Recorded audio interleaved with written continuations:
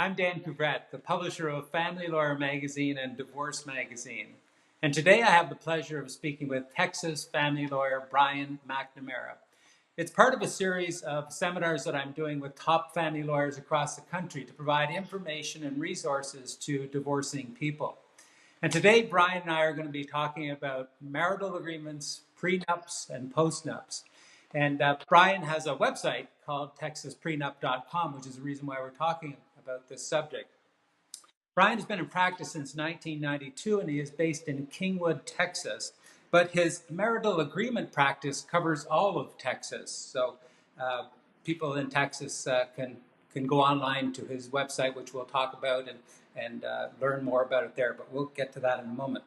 Brian has been recognized by AVVO as a 10 out of 10 lawyers. So it's a top rating that you can get with AVVO. And he's a fellow of the State Bar of Texas, which is an acknowledgement of the commitment that he has to continuing legal education. It's for lawyers who've well surpassed what they need to do. And so Brian is in that group of lawyers. It's a small group, by the way. Brian's firm is a full-service family law firm, and they offer prenuptial and postnuptial agreement packages, which are not common with other family law firms. And I do believe that it gives Brian and his firm an edge, particularly when it comes to a case of divorce where there is a prenuptial agreement or postnuptial agreement in place. And so I think it's very wise of him to have gone into that area of the practice. You can learn more about Brian on his firm website, www.McNamaraLawyers.com. And you can learn more about the marital agreements that he offers on his website, TexasPrenups.com. Brian, thank you for taking the time to join me today. Hi, Dan. Thanks for inviting me.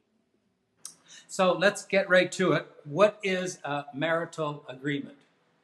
A marital agreement is a written agreement. It must, at least in Texas, it must be in writing, that people make either before they get married, which is a prenup, or while they're married, often referred to as a postnuptial agreement. Texas sometimes calls them a partition and exchange agreement because we're partitioning the community estate if you're already married. And it can contain whatever people want to put in it. And are marital agreements enforceable in Texas if somebody does happen to get a divorce? Absolutely, if they're correctly written and executed. Our statutes on prenuptial agreements and postnuptial, which are during the marriage, are very clear. They make it very difficult to get out of one of these agreements if it's written correctly and executed correctly. There's actually some things that have to be done in succession in terms of signing. A waiver of disclosure has to be signed before the document is signed. As long as it's done right, it's very enforceable. Right. And what cannot be included in a prenup or a postnuptial agreement? There's really very little that legally cannot be in it.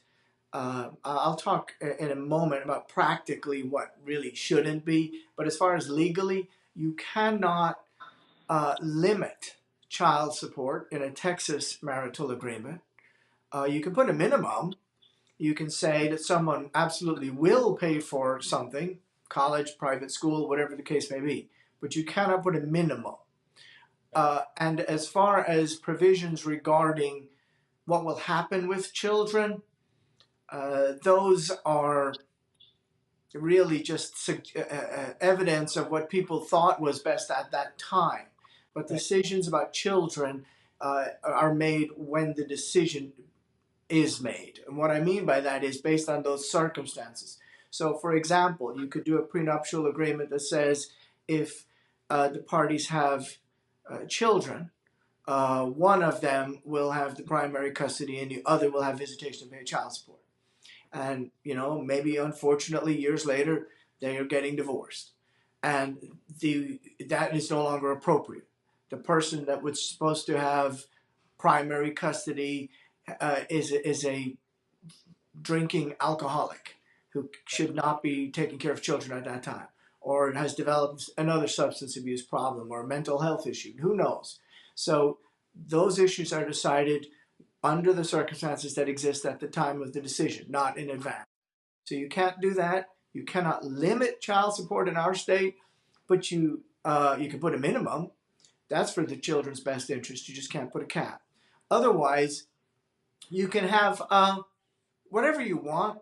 I usually advise people to keep it broad so that they can. It's not a narrow set of rules on how they have to live their life day by day. It's really the outlines of what happens in the unfortunate event the marriage ends by divorce, and it's effective if there's a death. It has to be consistent with the will. We don't want to have conflicting documents, of course, but it should just, my opinion is, it should be a broader roadmap of what happens then, not a day-to-day narrow following of rules that is unrealistic in any kind of real relationship. So, how much financial disclosure is normally contained in a prenup or a postnuptial agreement? That's a good question. The amount of disclosure, it depends on what the parties want to do. Texas law does not require any. A waiver of disclosure may be signed. Parties may disclose some, and the waiver may say we've given partial disclosure, but not complete disclosure, or they can disclose everything. It is safe, in my opinion, to do the waiver and not disclose. One of the defenses to a marital agreement is if it was not signed voluntarily. However, our law does not define voluntary. So some lawyers might argue that if the person didn't really know the finances, it's not voluntary. My opinion is the statute covers that. But to be more protected, it's better to disclose them, but it is not required. However, that's it. With a prenup, it's easy to say whatever spouse A owns remains theirs, whatever spouse B owns remains theirs with no disclosure. When you have a marriage, you already have community property. So you could say that some aspects remain one or the other without disclosure. For example, one spouse will keep all of their own 401k without disclosing the balance. The other one will keep their own without disclosing the balance. But to ensure that all property is addressed and not left as community unless intended to be, there has to be some degree of disclosure in a postnup. Right. I hope that answers it without making it too technical. Okay. Well, what happens if one party isn't being completely honest when they're creating a prenuptial or premarital agreement? I would think, okay, so that could affect the aspect of whether it was signed voluntarily. Texas law says one defense is if it was not signed voluntarily. So I suppose if someone said, I will disclose everything, and then lied, you could, rather than getting a waiver, you could possibly have an argument of involuntariness. The better option in that case, if someone does not wish to disclose, would be to sign the waiver of disclosure. Right. Now, many people would say that a prenuptial agreement or postnuptial agreement is not terribly romantic. And so I'm wondering if you can give any advice as to what should the conversation be like that you're going to have with your spouse to talk about a prenuptial or postnuptial agreement. Yeah, this is a question we get sometimes, and it's always difficult because every relationship is different and every person is different. So how you might approach it with one might be different with another. In some instances, people have brought it up from the beginning. As soon as they realize that their relationship is getting serious, they will tell the other one, listen, if this continues, I'm going to want a prenup. Sometimes it's family, which makes it a lot easier because then you can just blame them. Whether it's I have done them for young people who stood to benefit from family money, and the family insisted they get a prenup. And I've done it for people who have grown children, whose grown children insisted they get a prenup because they didn't want the new spouse to take their inheritance. And I know that can cause issues between the spouses, but ultimately it's not romantic. There's no romantic way to have the conversation, but ultimately we all pass on. And a prenup is important. It can be important in that instance when one of the spouse dies. And unfortunately, many marriages end by divorce. and there's no way to predict. And it is certainly much less stressful to have it in a divorce than to wish you had done a prenup. Right. Or a postnup if things are getting bad, or finances have gone taken a wrong direction and people want to get an agreement while they're married.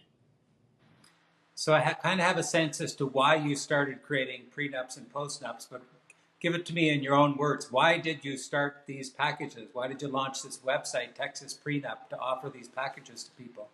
Yeah, so early on in my career, I did civil litigation and family law. I have always done family law since about 2007, been exclusively family law. Before that, I did civil litigation and family law. And I realized quickly that the law rather says that we will end an intimate and important personal relationship basically in the same forum using really the same rules of evidence and procedure that we do to resolve car wrecks and contracts. And it doesn't fit, in my opinion. I wish there was a different way to end marriages if they need to end, but right now the law is what it is, and we either negotiate a deal or a judge decides. So this lets people have a lot more control over that. It's probably, I don't know what the ideal would be. That would be something for the academic world to decide. But I think it gives people a lot more control in the unfortunate event that happens. And I look at it like car insurance or house insurance. Nobody expects their house to burn down or wants it to burn down. But nonetheless, they have insurance on their house. Right. Most savings accounts are insured to some degree by the government. We have auto insurance. It's legally required, but I think most people would have it even if it wasn't. And we don't expect to get in a car wreck. We hope we never will. And the same way, I look at it like that. And so by offering the packages, I'm trying to make it affordable to people so that they can set the ground rules and put it in a drawer and not have to worry about it. The packages are designed to basically keep everything separate property, but parties can have a joint bank account. They can have more than one joint account if they wish. They can give each other gifts or loans. They can buy cars together. They can buy a house together. They can file joint taxes. So it allows them to have a normal married life, but in the unfortunate event that it ends, the marriage ends by divorce, there's a outline of how it's going to go. And as long as people are comfortable with the notion that basically each keeps what they've got, the standard packages work very well for that. And by standardizing, we've been able to make them available at a very reasonable price. So can you give me a little bit of detail about the different packages that you offer? Texas has, the State Bar of Texas publishes a multi-volume set of templates and forms that lawyers may use in drafting documents. It's all online now. The last time I bought the 3-ring binders, it was up to 6 4-inch 3-ring binders, maybe 3-inch 3-ring binders, a lot of forms, and it's templates. I don't want to use the word forms because they're not something the general public could use. They'd be sort of like engineering or architectural templates or something. Right.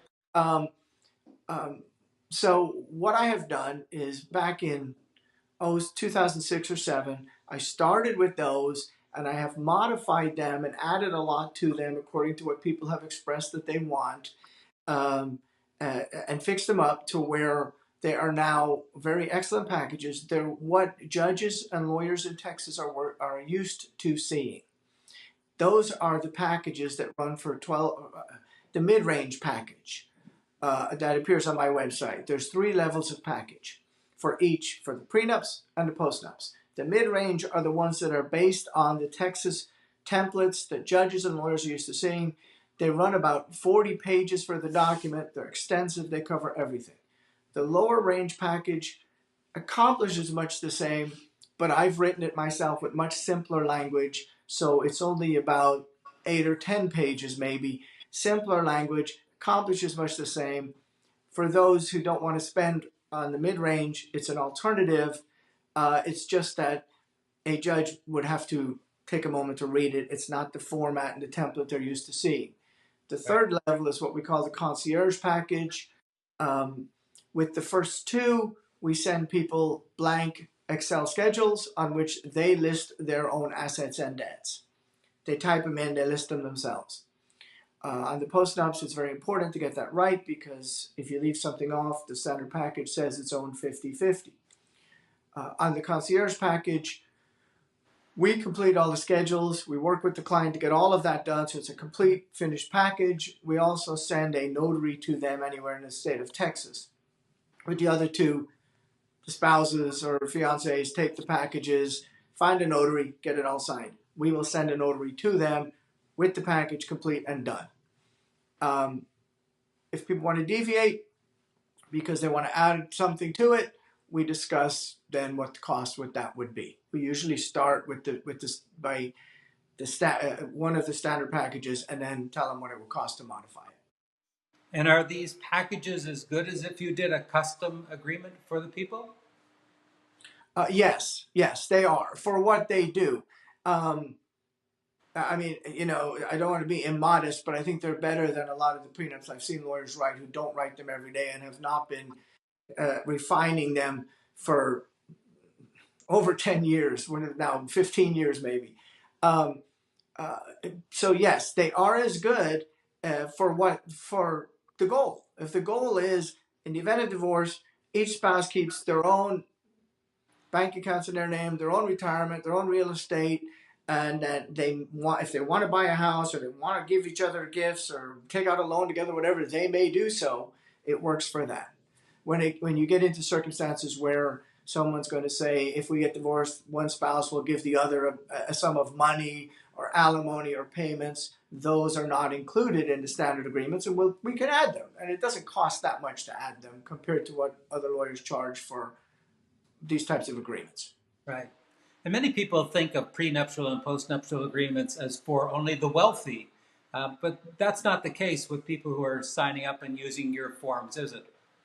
That's correct. In fact, a lot of times people who have some retirement and they have a house might get the lower range package because it suits their needs. But no, even that's why we've priced them the way we have also, is because they're not strictly for the wealthy. Unfortunately, divorce doesn't just happen to wealthy people. It can happen to anybody. And if someone has, $10 million, they can part with $5 million and they've still got $5 million. If they've got one retirement account and a house with a mortgage, then it can be a lot tougher hit if they have to part with that or some of it. Having a prenup can help with that. And one advantage, I will add this, recently had a divorce where I did not write the prenup. There was no prenup. But the party had consulted another lawyer and said, everything I own before marriage, I want to be separate, but everything during marriage is community. And the lawyer said, you don't need a prenup for that because it's already separate under Texas law. But he ended up spending a lot of money with accountants to prove what was separate and to trace that money, whereas the cost of a prenup would have been a lot less than it would have said, these accounts are his, they're separate. So I'm just adding that even for those who want to say, we want everything to be community during marriage, a prenup can still be an advantage to set that out and to say that and to designate what is in fact separate, so you don't have to spend a lot of money on it later. Right. And so final advice for people who are thinking about doing a prenup or a postnup, anything you would advise based on your years of experience? I would say, yes, don't get bogged down in details. There are websites and there are articles that tell you can put all kinds of day-to-day stuff in it, like one is going to give the other a weekly allowance, or who's going to, do the dishes, or some day-to-day nonsense. And the problem with that is, what are you going to do when they don't, right? So we have an agreement that says every 5 years, one's going to buy the other a car. And on fifth year, they don't buy the car. what are you going to do? You're going to get divorced, and part of it is going to be that they have to give you the price of a car. At that point, if the decision is made to say this marriage should end, then you need an outline of what happens. And whether or not you got your car or someone did the dishes isn't going to matter. What's going to matter is the bigger picture of retirement account, bank accounts, investment accounts, real estate. In Texas, we have mineral interests. All those kinds of things are what really matter. So I would say that when people start thinking about it, think in terms of the bigger picture and think unpleasant thoughts of, if this doesn't work, what am I going to end up with, rather than instructions on how to have your marriage day to day. Right. That's my advice. And given that you're a top family lawyer who's done many, many divorce cases, when people do have a properly done prenup or postnup, how does it go if they do get a divorce? Do you find it much more civilized, or do you find it easier, harder? How does it go? Yeah, thank you. That's a good question, because there's a common misconception that having a marital agreement can make the divorce a lot easier, or it can make it cost less. What it does is it changes the whole dynamic. It changes the negotiation. It changes a trial if there is one. As far as cost and stress, the biggest factor in the cost and stress of a divorce is personalities. So if we have a marital agreement and one spouse says, I'm not going to follow it, I'm not going to agree, just not going to happen. I can't just walk into a judge's office and say, hey, judge, trust me, this is a good decree, sign it. Any more than in a business transaction, if someone sends goods, and as far as they are concerned, those goods were arrived in excellent condition, and buyer refuses to pay. And this is back when 20-something years ago, when I used to do more civil work, and they would say, the goods are delivered, they won't pay me, go get my money. Well, I can't just walk into a judge's office and say, trust me, judge, they got their stuff. We still have to go through the hoops and possibly maybe do a summary judgment, maybe have a trial. That has to happen. Right. With a marital agreement, it's the same. I can't just I can't skip the process. But if you have a marital agreement that says spouse, wealthy spouse or better off spouse keeps everything, and other spouse keeps their stuff, the negotiation is about how much is wealthy spouse going to give to other spouse to bring this to an end. It's not about pooling those two estates and saying we're going to cut this down the middle.